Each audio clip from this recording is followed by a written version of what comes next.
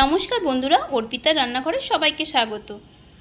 আজ বানাবো চিংড়ির পোলাও। এভাবে চিংড়ির পোলাও বানালে খেতে কিন্তু খুবই সুস্বাদু হয়। দেখে নেওয়া যাক রেসিপি।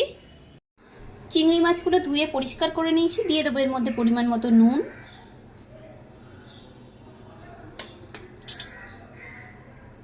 দেবো হলুদ গুঁড়ো আর লঙ্কার গুঁড়ো।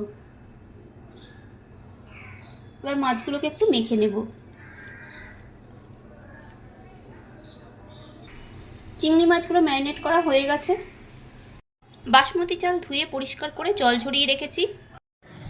এবার চিংড়ি মাছগুলো প্রথমে ভেজে নেব। তার জন্য কিছুটা সাদা তেল দিয়ে দিলাম। তেল গরম হয়ে গেছে। এবার চিংড়ি মাছগুলোকে দিয়ে দিলাম।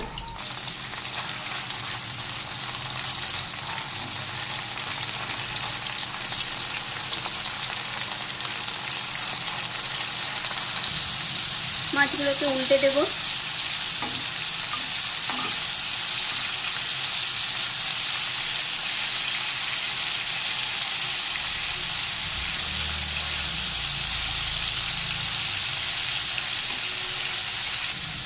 মাছগুলো ভাজা হয়ে গেছে, তুলে নেব। এবার এই মাছ ভাজার তেলের মধ্যেই 1 চামচ ঘি অ্যাড করে দিলাম। এবার এর মধ্যে দিয়ে দেবো একটা তেজপাতা আর 3-4টে ফাটিয়ে নেওয়া এলাচ, লবঙ্গ, দারচিনি। একটু নেড়ে নেব। একটা পেঁয়াজ কুচি করে রেখেছিলাম, সেটাও দিয়ে দিলাম। পেঁয়াজটা সামান্য একটু ভেজে নেব। একটু নুন দিয়ে দেব, তাহলে পেঁয়াজটা তাড়াতাড়ি নরম হয়ে যাবে। এবার অল্প একটু জল দিয়ে দেবো। এবার দেবো 1/2 চামচ জিরে গুঁড়ো, দিলাম লঙ্কার গুঁড়ো,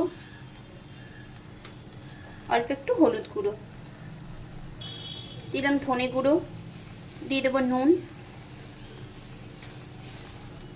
দেবো আদা বাটা আর রসুন বাটা। এবার নেড়ে সব মিশিয়ে নেব।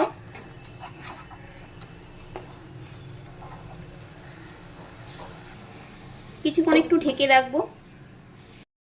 ঢাকা খুলে নিয়েছি। 2 মিনিট পরে মশলা থেকে তেল ছেড়ে দিয়েছে। দিয়ে দিলাম 1 চামচ ফেটিয়ে রাখা টক দই, আর একটু দিলাম টক দইয়ের বাটি ধোয়া জল।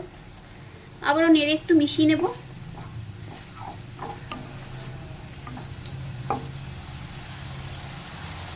এবার এর মধ্যে ভিজিয়ে রাখা বাসমতি চালগুলো দিয়ে দেব। নেড়ে মশলার সাথে ভালো করে মিশিয়ে নেব চালটা।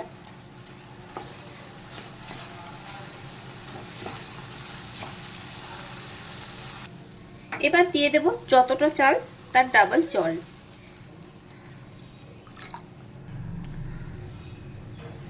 নেড়ে মিশিয়ে নিয়েছি সব।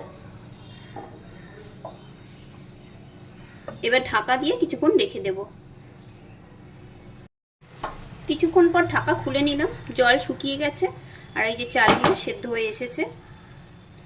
এবার এখানে আমি দিয়ে দেব কয়েকটা কিশমিশ। আপনারা দিতেও পারেন, চাইলে নাও দিতে পারেন। দিয়ে দেব কয়েকটা কাঁচা লঙ্কা আর ভেজে রাখা চিংড়ি মাছগুলো। আবারও কিছুটা ঘি অ্যাড করে দেবো এর মধ্যে। নেড়ে সব মিশিয়ে নেব। তৈরি হয়ে গেল সুস্বাদু ঝরঝরে চিংড়ি মাছের পোলাও। এভাবে আপনারাও বানিয়ে দেখতে পারেন। আশা করছি আপনাদেরও ভালো লাগবে। রেসিপি দেখে ভালো লাগলে লাইক, কমেন্ট, শেয়ার অবশ্যই করবেন। আর নতুন বন্ধু হলে বন্ধু হয়ে পাশে থাকার অনুরোধ রইল। এবার গ্যাসের ফ্লেম অফ করে আমি কিছুক্ষণ স্ট্যান্ডিং টাইমে রেখে দেবো ঢাকা দিয়ে। তারপর আবার সার্ভ করব।